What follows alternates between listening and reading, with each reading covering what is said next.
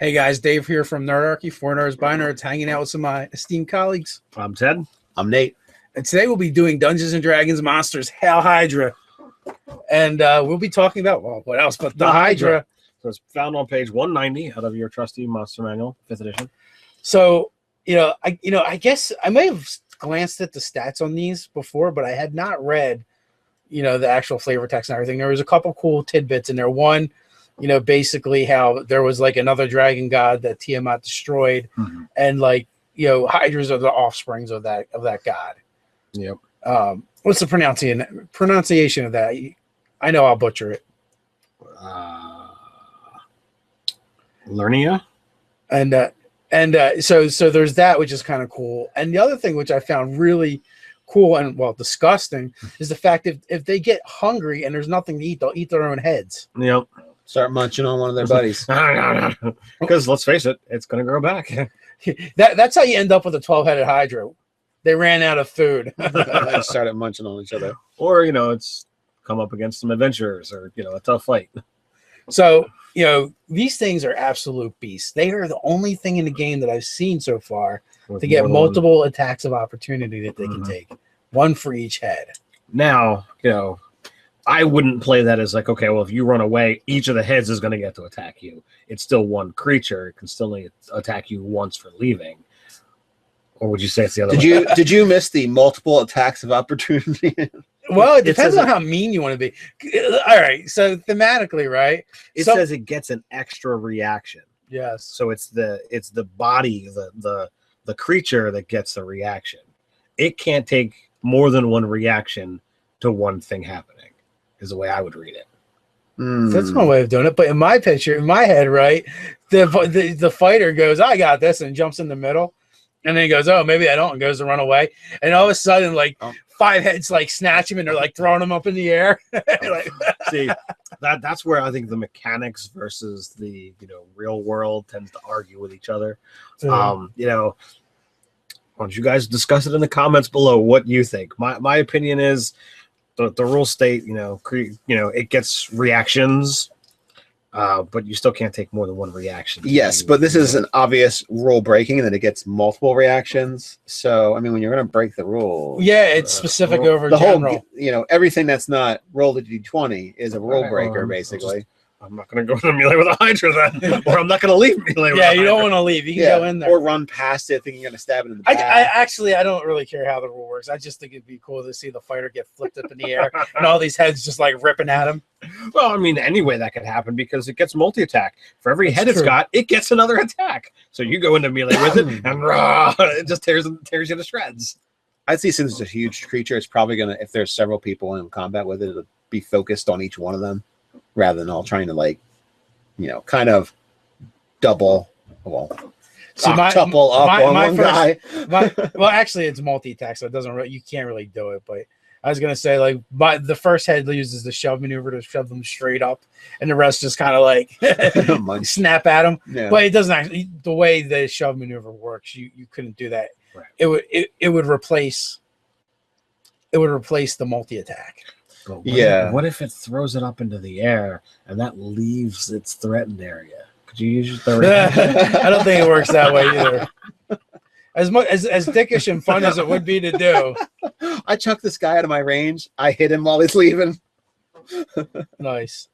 And then well, you're saying it breaks the rules, so it does. All right. So how do you kill one of these things? Well, technically, it says in order to kill it, you have to kill all of its heads in one round. Well, it's only regaining 10 hit points for each head that it gets back. So I mean, it loses. You have to lose 25 to get a single head to die, and it has to happen in a single round. So it might not even happen if you just whittle away at this guy. It might not happen. So it's kind of cool in the sense that thematically, if you have a fighter that does a crap ton of damage, and we've seen it 60, 70 points of damage in a round. So it's 75, even 100 is not unfeasible. I think Lloyd had a character that would do 150. But that was 2 or 3 attacks. Oh, yeah. Well, still one round, right? Right. So for him for that character just kind of whirlwind through the Hydra, heads flying everywhere. I mean, they're going to double up next round, but it's still kind of cool. You know, you lop off 6 and well, so the way I look at it, you know, it says whenever the Hydra takes 25 or more points of damage in a single turn, one of its heads dies. So if you make an attack and you do 50 points of damage, is that saying that it kills 2 heads? Well, it's up to the DM, but I would allow it just because it'd be cool for him to slash through 2 heads. Yeah, and let's remember, really good to have 4 heads. People get hung up on your number of attacks you're taking. You don't ever take 1 attack in a round. You don't. It's not one. It's not every 6 seconds you have 1 sword swing, or every 6 seconds you have 2 sword swings. Exactly. You're moving back and forth. Your blade is constantly in motion. You have to remember we have actually trained him. I know, but apparently I gotta explain it to you. Well, this is an example of the rules affecting perception. So you say, "Oh, I take 1 attack." Well, then my character must have taken 1 attack, which is not true. Right. It's just this is like armor class. That's not. Armor class is a whole bunch of stuff that's signified by 1 number that you have to beat. Yeah. So with that, I think I would allow like more thematic stuff just because it's kind of cool. Mm-hmm. And then I can go, all right, now 4 heads just grow back. So now the other thing that I thought was kind of neat with this is like the picture's got 7 heads here. You know, it says like there's no upper cap to how many heads the thing could technically have. So I would think you'd need to seriously up the hit points and the challenge, but there's nothing to say you couldn't, pop out a 12-headed Hydra as an encounter at the start. Oh, absolutely. So, I think that's, like you could round it out and say, okay, well, it's got around 25 hit points per head and, make this fantastic I don't creature. really think you have to necessarily increase the hit points. I mean, you can, but just because when you put more heads in, that means there's, more attacks, more reactions. Change the entire challenge rating of the. That's what I'm saying. You definitely have to increase the XP that you're giving for it. But it's certainly something that you can do so that you have something that is more of a challenge to a party. And another thing is it gains 10 hit points, but it gains 10 hit points for each head it grows. Mm-hmm. So when it loses 25, it actually only loses 5 and gains another head, basically. Because it's losing 25, it's gaining 20. Yeah, that's true. So you barely hurt it. If you don't kill this thing with fire, you're going to get screwed. Basically, all you did was hurt its feelings. Yeah, you just made it angrier, and now it's attacking with more heads. You're like, woohoo! I cut off all 5 heads, and then the next round there's 10. And it just got 200 hit points back. Yeah. Oh my god. So with this monstrosity, it says it's hard to surprise it. And I know it's only 100 hit points, but 200 sounded cooler. They're gonna yell at me in the comments. They're gonna be like, math? Question mark. Yeah.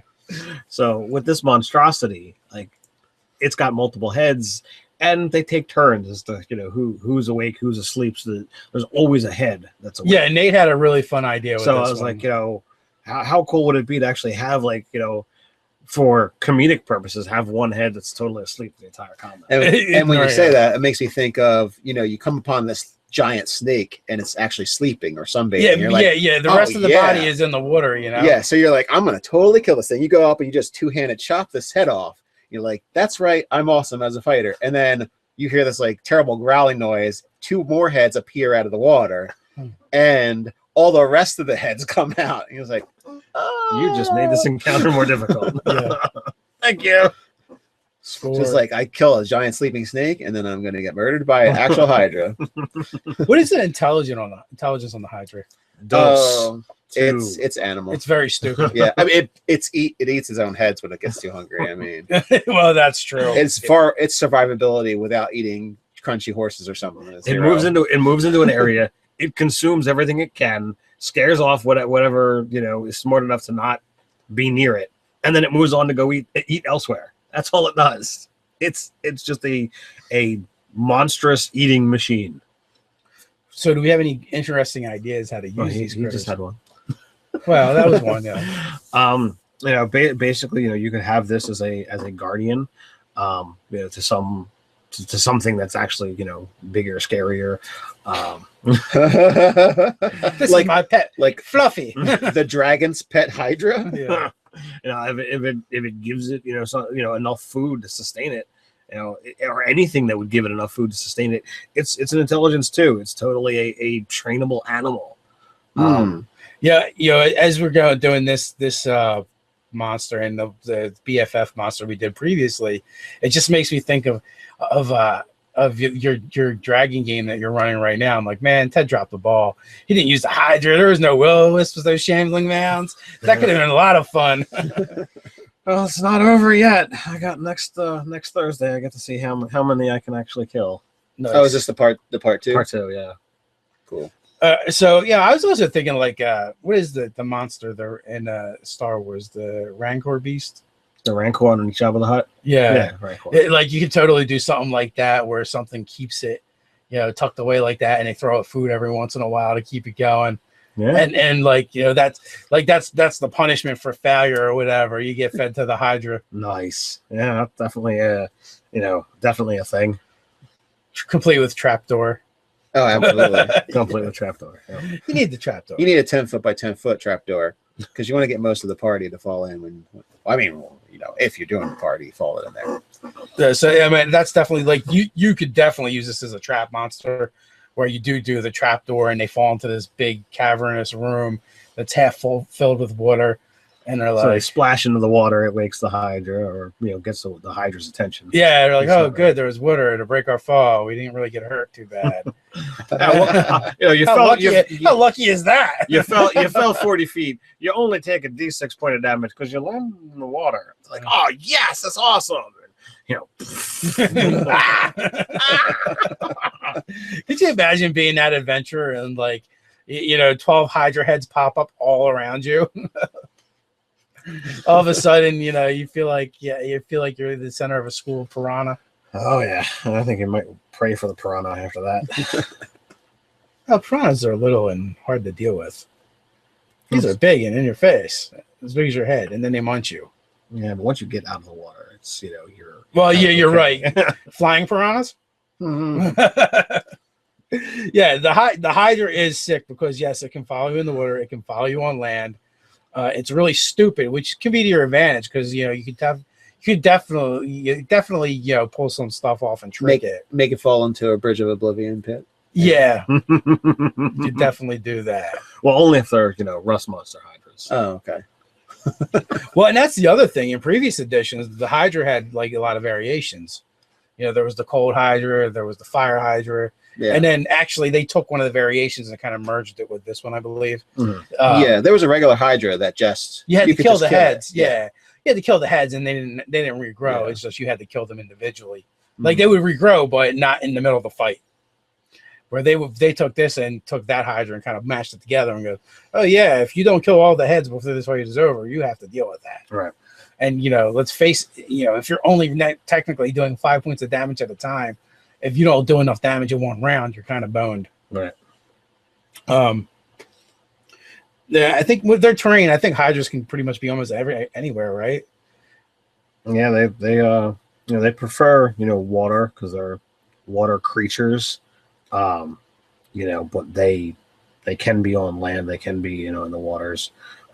It actually says here, only in colder climes do they actually draw into protection from sheltered caverns and ruins, but they'll just basically hunker down wherever. Yeah, they don't really care about. Oh, it's cold tonight, so what? They're not, as long as it's not mountain cold. They're not like. The only thing they care about is being hungry, and then they eat themselves.